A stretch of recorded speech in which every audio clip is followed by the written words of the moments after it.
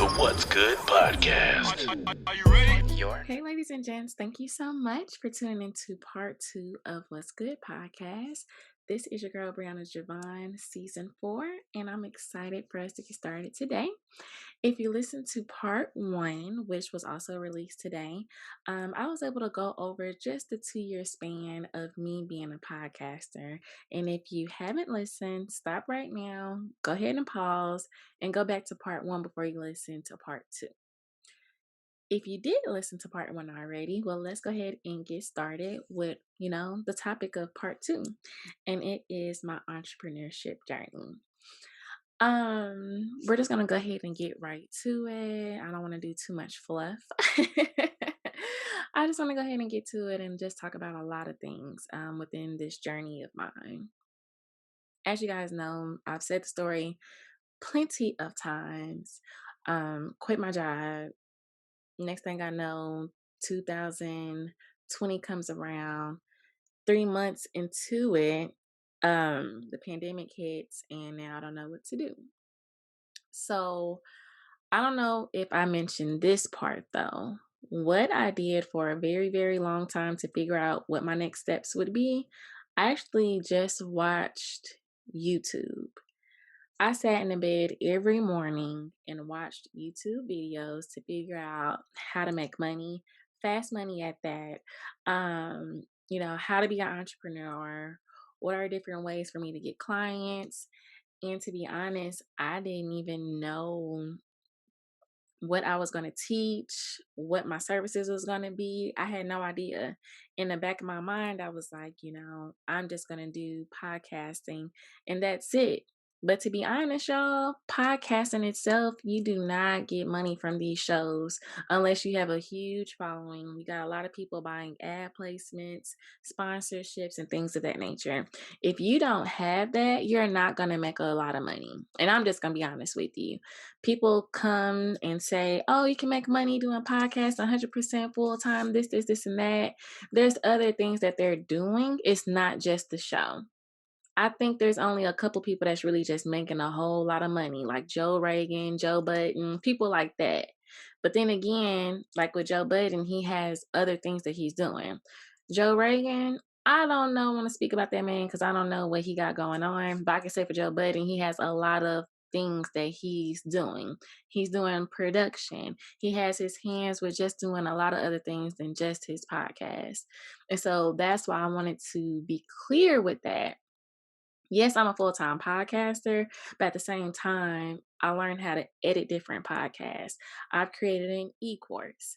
If you guys are following, I also launched an ebook today. I'm also helping out with social media. As far as like different brands, I'm helping them with their social media. I'm helping producing with creating ideas for different people on, how to orchestrate their podcast. I'm doing a lot of other things versus just doing What's Good podcast. So if you hear me say I'm a full-time podcaster, I have my hands in a little bit of everything in order for me to make the money that I am making. So let's backtrack because I kind of just went in there, but I do want to backtrack and just discuss what I was doing to lead up to those things.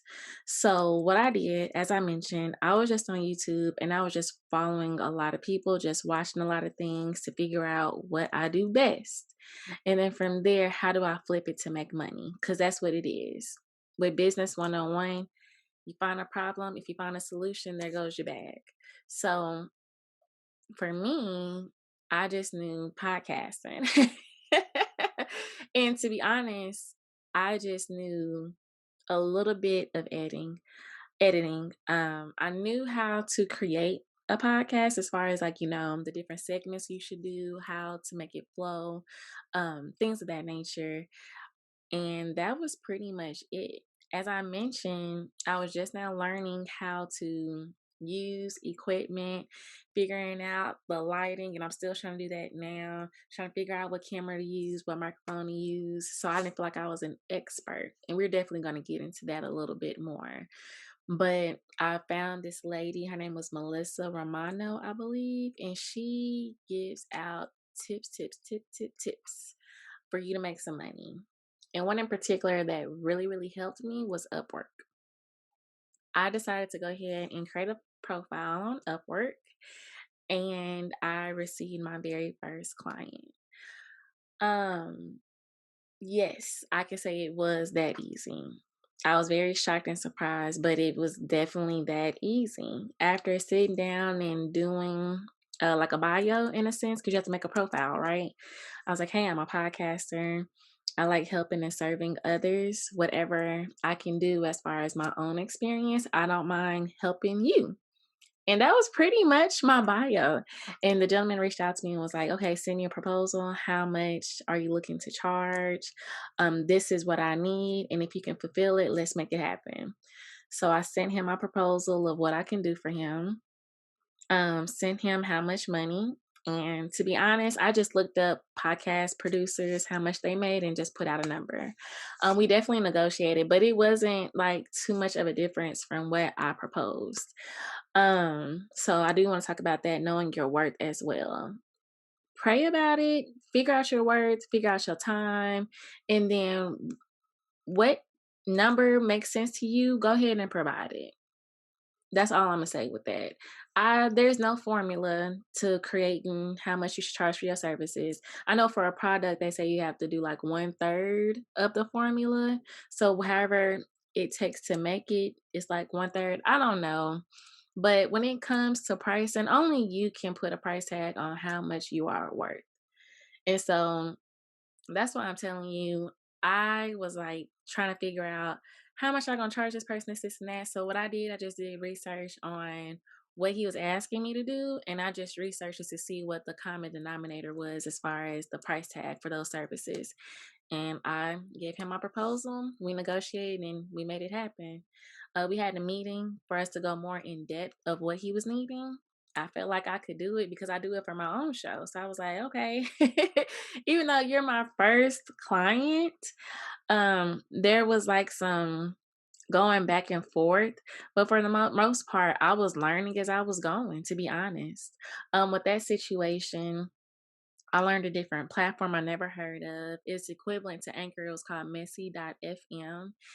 And through there you could edit certain things, but I was used to using Audacity, so there was like a learning curve in a sense.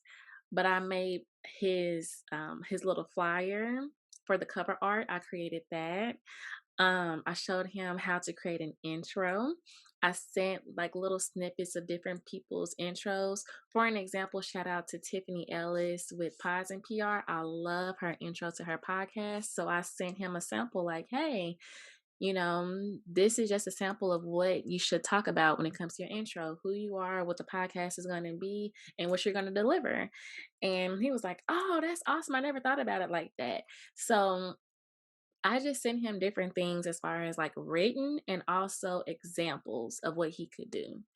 And it just worked out so perfectly. Everything was super cool.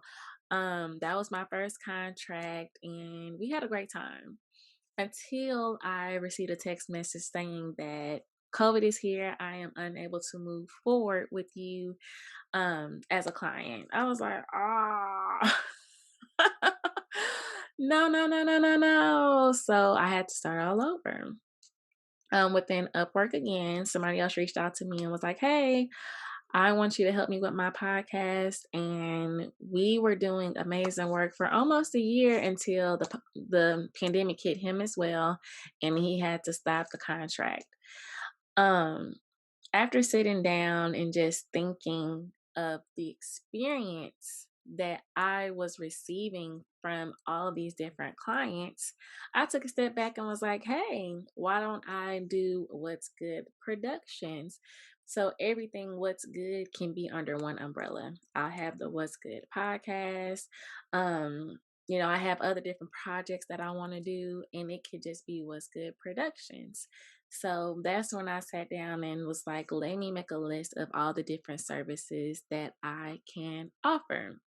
And that's when I decided to add editing to my platform. And I received my first podcaster that was like, "Hey, I just want you to edit some things. Let me know how it goes." When I say some things became a list of things, um, it was challenging at first because with my podcast, I don't do a lot of editing. All I do is add the intro and outro. Only time I do editing is if my guest asks me, "Hey, Bree, can you take this out?" or whatever the case may be. But other than that, I don't do any edits. I want it to be as genuine as possible. I want it to be as human as possible. We all make mistakes. It is what it is. We're going to keep this thing moving. And that's the whole reason why I don't do a lot of editing. So with this client, she sent me a list, like a full email, and I was like, I have to figure out how to do it. So if she listens to this episode, she's gonna be like, "Oh, Brie, you didn't know how to do it at first." I had no idea, but I had to put confidence in myself to know that I could do it. All I did legit, you guys, would just go to YouTube to figure out how to take out take out long pauses, how to normalize, amplify. I can't believe I know these terms now, but that's all I did. Learn how to, remove the background noises, turn down the volume here, turn the volume down there. I thought I was like a full engineer at this point because self-taught, I had to do what I needed to do in order to make money. And that's real. And so with my journey as an entrepreneur, I legit just threw myself out there. I already told myself that I was not going to go back to corporate, even though I shouldn't have said that because I'm telling God my what I want to do, right? But at the same time, that's really something that I wanted to avoid. I did not want to go back into the corporate setting. So I hustled and bustled to figure out what Brianna could do in order to make some money.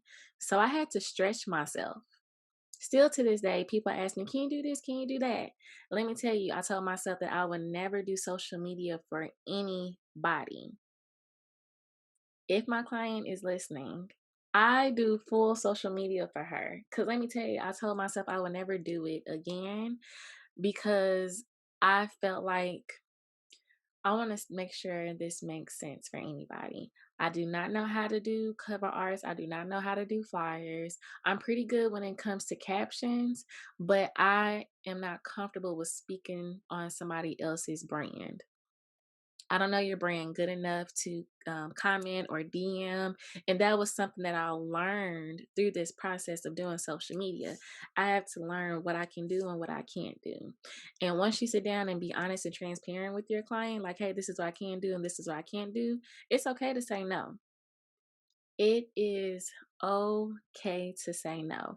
Because at one point, there was another client, I just kept saying yes, yes, yes, yes, yes, yes, yes. And I really did not know what I was doing. And it really hurt me at the end because I had to tell him, I can't move forward doing this anymore because this is not what I signed up for.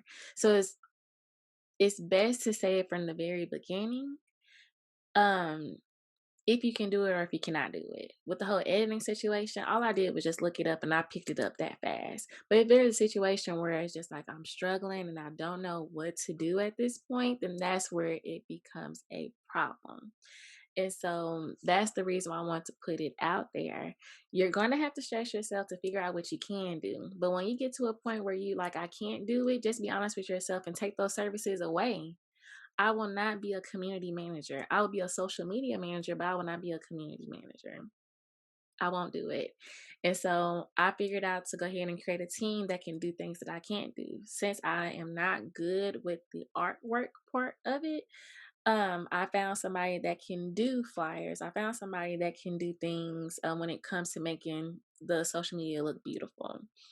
I come in and help out the hashtags, help out the captions, make sure we have a plan on what to do and what not to do, when to post, when not to post. I can do that because I do that from my own page, right? So it's not really that hard. I'm just making sure that it's focused for your audience and what you're putting out. And so, as I mentioned, yes, it was a stretch for me to figure out what I can do and what I can't, but I don't take away from it because I can share these lessons with you guys that's listening. being an entrepreneur, I promise you, you're going to find yourself doing things that you never thought that you were going to do. And it's okay. Sometimes you're going to get it right. And sometimes you're like, okay, that's not for me. And it is okay, because your story is just going to help out the next person. Let's say if you become a mentor, you can pass on your lessons to that person, or your children, as far as the business, what you did not do right within your business, you can tell them when they get older, hey, this is what I learned from my business. This is what you can do, or leave your business to them and let them know, hey, this is how it works. What ideas that you may have, so we can make this thing better for the next legacy. And so that's what I'm saying as far as lessons. It's okay to figure out things as you go. I did not know everything going into this situation of what's good productions. I'm learning my taxes, um, learning how to get clients. I had no idea. I did not know Upwork existed. I had no idea that I was able to get clients from there by itself without even marketing. I have not put out any marketing material for me to get clients, and I've been able to get 3 or 4 clients within 1 year. So think about that as well. You don't need to post everything on social media for you to get clients. People are looking for services each and every day. You just have to be available and be out there for people to find you. And it doesn't just have to be social media. Yeah, that's a good go-to. That's awesome. But there's freelancer.com, Upwork, of course, Craigslist. What's another one? It's at the tip of my tongue. Fiverr. You can put your services on Fiverr. There's a plethora of different systems out there where you can put your services out there and people will hire you. People will hire you, but you have to be confident in yourself to make that step for you to move forward. So that was one thing I wanted to talk about when it came to my entrepreneurship journey. Another thing, shout out to Danielle Leslie. I crossed her path as far as like an ad on social media, and that's when I decided to do an e-course. As I mentioned, Brianna had no idea what she was going to do. She just knew she needed to try out different things to make things happen. So I decided to buy her course to learn how to create a course. And to me, it just made sense to teach people your life lessons. So, since I'm a podcaster, let me teach other people how to be a podcaster. As I was reading certain things, different blogs, different equipment, and this is how you do, and this is what you don't do, everything was sounding the same. So, instead of me teaching people, this is what they're saying, this is what Brianna is saying. Based on my experience of using a webcam, using this, what is this called? A ring light, using this Snowball Blue as my microphone, I'm able to produce this type of quality. I can only share my experience. I can't come forward and say, okay, here goes a sound box, or you need to use this, or you need to use this microphone. I've never used those resources before, so why teach those? And I feel like that is what makes my e-course, well, yes, e-course, my e-course different than the next person, because I want to teach from my experience. And so Danielle definitely taught that, and I just appreciated that course so much, because I was able to actually sell the course, and I'm still selling it to this day. And so that is another way that I've been able to make money. So for my clients, my e-course, and now I'm into ebooks. And I launched my ebook, my very first one today. So if you're listening, go ahead and check it out. Um, I don't know. It was just a blessing to do that as well. So, what I've been doing, and this is just a tidbit for everybody that's listening, you have long content, just chop up all of your content. So, with my e course, I'm just taking out my different modules and making my my ebook. So, for an example, if somebody is already a podcaster, right? And they don't want to get my full journey to become a podcaster, then you can take out the modules and figure out what's best for you and what you're missing, and how I can plug it in with my information. So that's the same thing what you can do with you, like how to make money for yourself. Whatever you're doing, just cut it up in small pieces and sell it.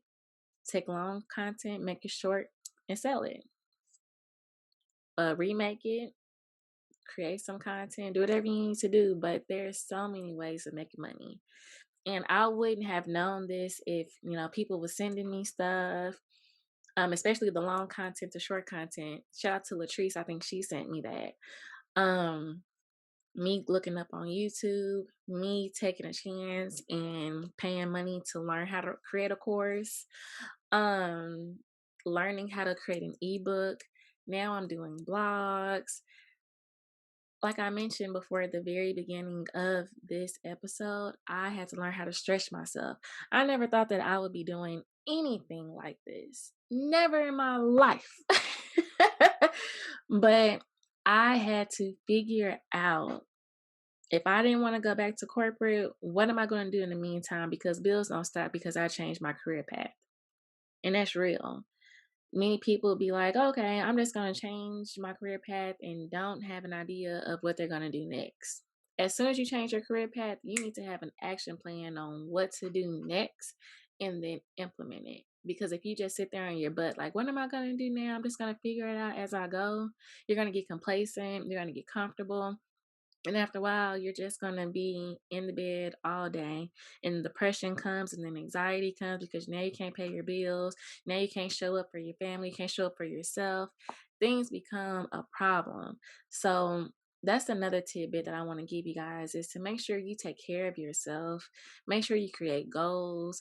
Make sure that you show up for yourself. Make sure you show up for others. Be there for yourself. I think it all really just starts for yourself before you can give out to others. So I definitely want to make sure I mention that as well.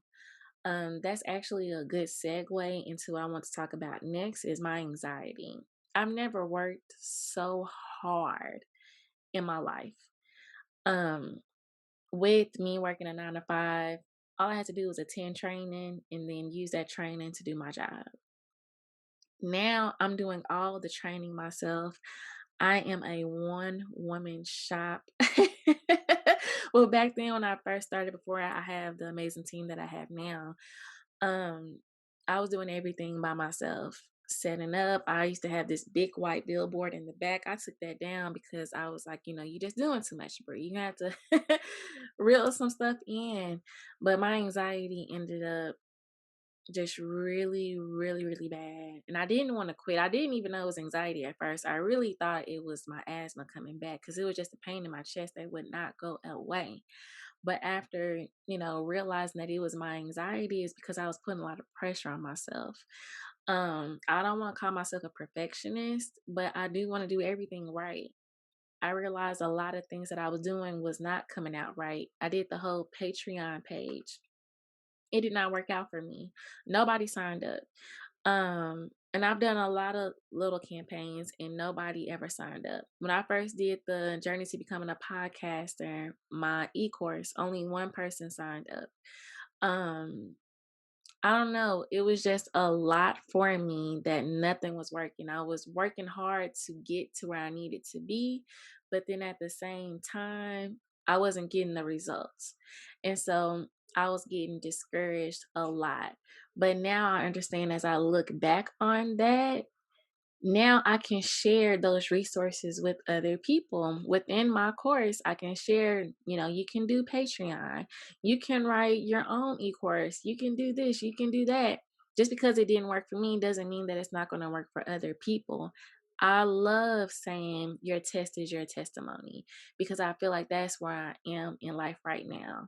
I've been put in so many different positions to hustle and bustle, to where now I can help the next person avoid the same mistakes I did. Just because it didn't work for me doesn't mean it's not going to work for you. And so that's the reason why I'm okay with trying different things, because something is going to stick. If I quit, I may miss that next door that's going to open up and give me all the results and everything that I need. So I can't quit. I just have to understand that there's a reason for the different things, the different no's that come my way. So it's still been a blessing. I don't ever want to deter anybody from thinking that it's still not a blessing. It's still been a blessing. I still have clients. Like I mentioned, I created an ebook. People are loving my new content that I'm creating. I'm seeing a lot of people save some of the content, and that's what encouraged me to do an ebook, because I'm seeing people liking a lot of things, saving a lot of things, saying that it's good resources. And it's only because I went through certain things to share those resources. If I didn't go through those past things, I wouldn't have anything to share. And so I hope that inspires you and motivate you when I say that, to just keep going. It is a tough ride out there, and I can be the one to tell you. But if you do not keep pushing, if you do not allow that train to continue to choo choo, you're just going to burn out and you're going to quit, and then you're going to miss the blessings and everything that comes with it if you just continue to go. So I hope that inspires you guys as you are listening to part two of, a chat with Bree Bree. And so, with that being stated, we're going to go ahead and end part two with the motivational moment. And the motivational moment is: you are never too old to set another goal or to dream a new dream. And that's by C.L. Lewis. When I first saw that, I just thought about my life. Even though I'm at 28, I can say that I'm not stopping no time soon until I feel comfortable and God tells me that I'm finished. Once I receive that you're finished, Bree, you've done your job, you fulfilled everything that I've given you, you've been obedient, then I'll be okay with stopping. But until then, I got some work to do. And it's okay if you're 28, if you're 38, 48, 58. If you're getting these visions for you to do certain things, do them. If God is telling you to do something, you may want to do it. You may want to do it. And what's so inspiring is for me to see my father. He's starting all the way over at 60 plus years old, building his own business. Him and my auntie, they've come together and just doing a lot of different things. And it's just super inspiring to see them come together, for one, family members, and for two, my daddy is 60 plus and started a business. So if that don't inspire you, then I don't know what will. Okay. You're never too old to start over. You're never too young to begin something.